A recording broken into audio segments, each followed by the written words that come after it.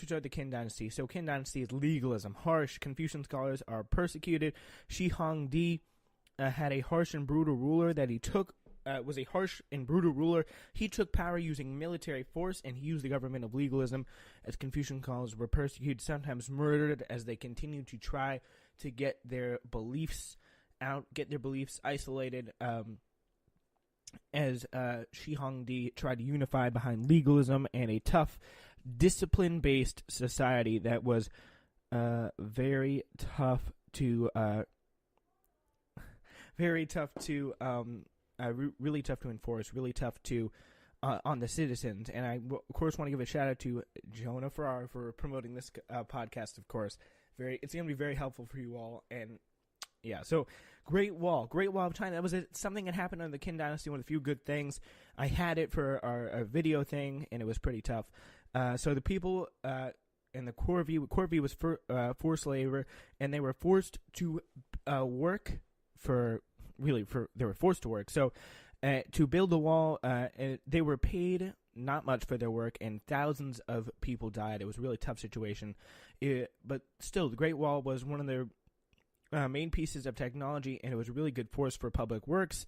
But really, people just didn't feel like they had a voice or freedom under the Shi Huangdi. Peasants were often treated like slaves, and as the Qin were conquering other states, many were killed, and this led to a lot of resentment going around. So what goes around comes around, and it did for the Qin Dynasty, or Qin Dynasty, however you want to say it. The Great Wall was good for protection from nomads, and the big thing with this is they uniformed in technology, they uniformed language, weights, and measures. They pretty much unified everything you can think of. So if you see a question on the quiz that says, who unified this? It's definitely going to be the Qin Dynasty in China. So public works like water conservation was also a big feat for the Qin Dynasty. So uniformed language also helped better with trade and weighted measures. Also helped trade with the idea for currency and a common currency accepted among all Chinese people. And so also legalism was the form of government, as we know, with strict rules, laws, and punishments. Shi Huangdi was unified the feudal states into China's emperor. Authoritarian. There is also another part of this government that was very authoritarian, which meant Shi Huangdi, the emperor, was an absolute ruler, which means others did not have a say in that government. So prior to Shi Huangdi taking over, you had the Warring States period, where feudal state lord and military peasants, some were loyal to the king, some weren't. They were all just fighting over a big conflict of ideas that was just not very good. Shi Huangdi was harsh in an effort to do what had to be done to come in and unify China, bring it all into one. So sacrifices had to be made in order to strengthen that empire. It was very tough. But for the military part of them, Warring States period obviously was a big part, and the Qin military was very strong. Was able to overthrow the previous military of the Zhou dynasty. It was a dynasty before the Qin dynasty, and the military was used in defense of their borders there from nomadic people. Now we move into the Han dynasty. And that was a big part of it. So they had a synthesis of information that was a really big deal. This was the golden age. Whoever had this in the video project did really pretty well. The golden age was the time of prosperity. People generally liked the emperors because they lasted for 400 years. The Qin dynasty lasted nowhere close to that. Synthesis was a blend of belief systems, Confucianism, Taoism, and legalism, all from the past Chinese rulers, etc. But the thing is, the civil service exams were pretty big, as education was not equally available. Assimilation was people who were happy practicing a blend of ideas, which allowed them to some degree to practice their personal belief system. So it kind of made everyone happy. Everyone was practicing their own belief system that they felt comfortable with, so that means there was no fighting or any kind of tension or anything like that. So merchants and traders were prospering acrobats, and it was really a big deal. That helped. So paper and currency, weights and measures were all, of course, unified. And yeah, but I skipped one big thing there over was paper. Paper was invented. You can actually write down stuff, which improved education and made more books and knowledge way easier to spread. Got to spread that knowledge, So yeah, also slanted roofs kept rain away, and there was also wax used in building of houses to keep heat in and isolated in the tough Chinese winters, especially in the north there. So trade was also flourishing with the markets in the cities, and also a big thing about the economy under the Han Dynasty was the Silk Road. Silk is obviously very, very valuable. So, all right, that was a very big deal. Yeah, and I thank you so much for all those who are listening to this Global Review podcast. That's the good thing. But now we look at the government. Government was the Wudi, and they were very well liked. And the big part of the government was a bureaucracy.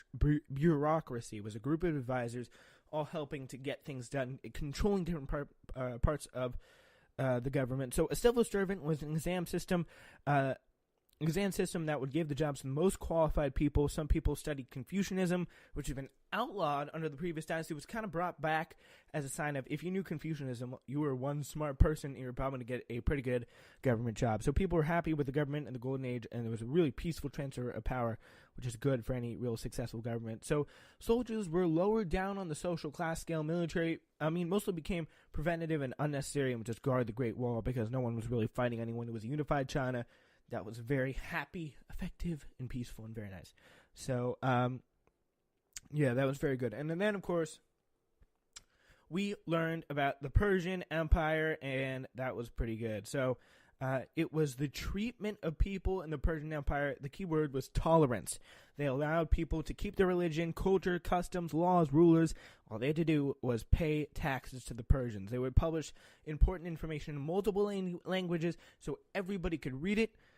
And the satraps would learn the language of the rulers of their province. So Persia, a pretty big empire, they divided their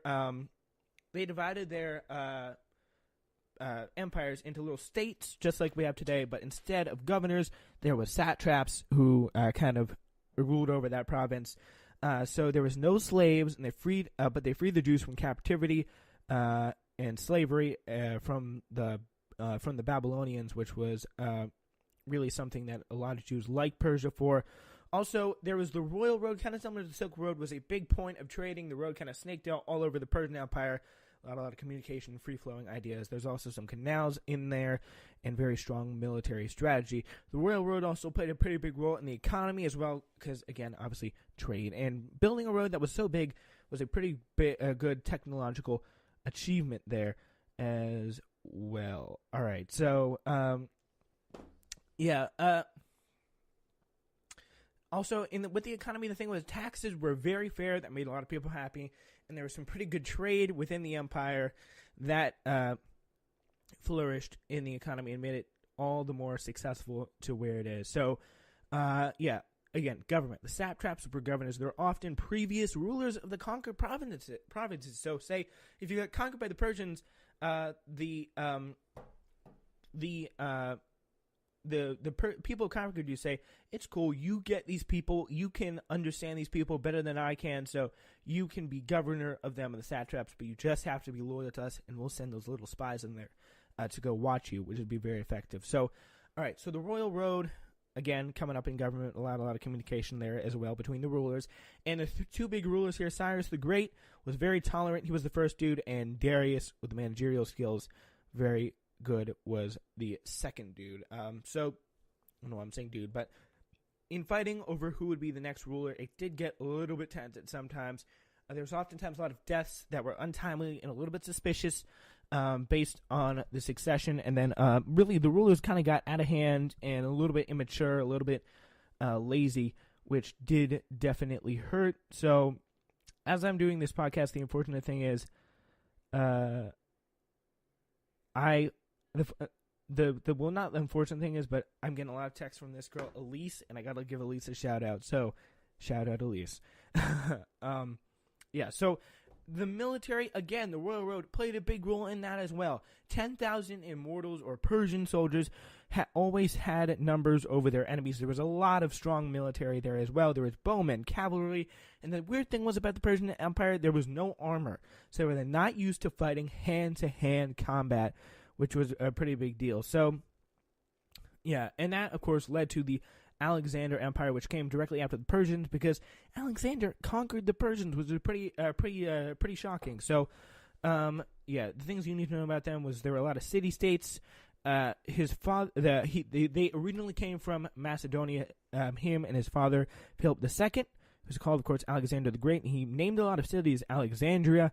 He had a common language called Koine, and he spread a lot of Hellenistic culture. So, some of the positives he had were common language, Koine. Hellenism was a blend of culture and art from all those different cultures swirled up in the empire. In the empire of Persia that were kind of wheeled off into little provinces, that all spread out into one great big empire under Alexander, and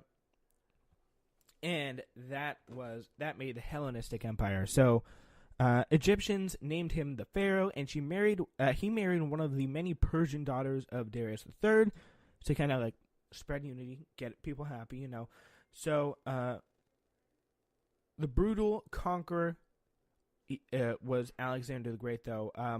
Tyre, where people who initially resisted him were killed or enslaved, and that was a pretty big deal. So a lot of people didn't really like him for that. He was a pretty big, brutal ruler, and the thing is, he didn't have a lot of niceness when it came to treating people he conquered. He didn't really set up like Darius did and Cyrus the Great did. He didn't really set up an infrastructure to govern, which was a pretty big problem. Trade was also thriving during the time, which was very good. So in the government, so it started off in Macedonia, in northern Greece, which is pretty much northern Greece, Macedonia. King Philip II, Alexander's dad, was a strong military mind. Alexander the Great then maintained control over Greece and helped them expand to conquer Persia. Alexander named cities that he conquered, a lot of cities that he conquered after himself, called Alexandria. City-states were fighting. Athens and Sparta weakened them to being conquered by the Macedonians. So the weakness is, though, he doesn't set up a system of government. So when he dies, the generals divide up the territories and kind of gets a little bit crazy after he dies, and that empire kind of falls. So while they were still going, King Philip, which was Alexander's father, built up an incredibly strong army, and the army is then used to conquer all of Greece, and then, of course, a lot more than that as the title goes. So, a question you could be asked on the quiz, though, is, does Alexander deserve the title Great? And you're going to probably be asked like a lot of claim stuff, so that, just be ready for that. And that could be tough. So, that will be something worth watching as we get the quiz tomorrow. So, that should be very interesting. So, finally, there is Rome, and Rome originally started off as a republic with a Senate, and with Julius Caesar was one of the three councils. They kind of divided up power into a triumvirate, which was pretty interesting. They divvied that up because they want to have checks and balances. The Senate was a bunch of wealthy dudes who said, okay, we're wealthy, we can make laws, that's pretty cool. And they kind of divvied things up there. So then Julius Caesar, one of the consuls, or the presidents in a way, was assigned to Gaul, which is like France, and then he pretty much was doing some pretty dominating things, conquered all of France, and then the Senate didn't like that. They thought that he was being way too aggressive. They didn't want to become an empire. Then they were probably trying to come in and bring him in and bring him to a trial. Then, there was a bit of a problem because the Senate said, come, bring your army. Do not bring your army and come face justice in the Senate. He brought his army and kicked all the other consuls out of town, and he then gave birth to the Roman Empire. And the Roman Empire then got pretty serious because after he was kicked everyone out, he started being in charge of the Senate. The Senate was like, first, okay, I guess we'll take this, but I don't really like it. Then they ended up stabbing him 23 times, killing him, and that, again, brought on to Augustus, whose real name was, like, Octavian, but they called him Augustus because he was, like, the exalted one, and he was, like, the best, so they took him that name.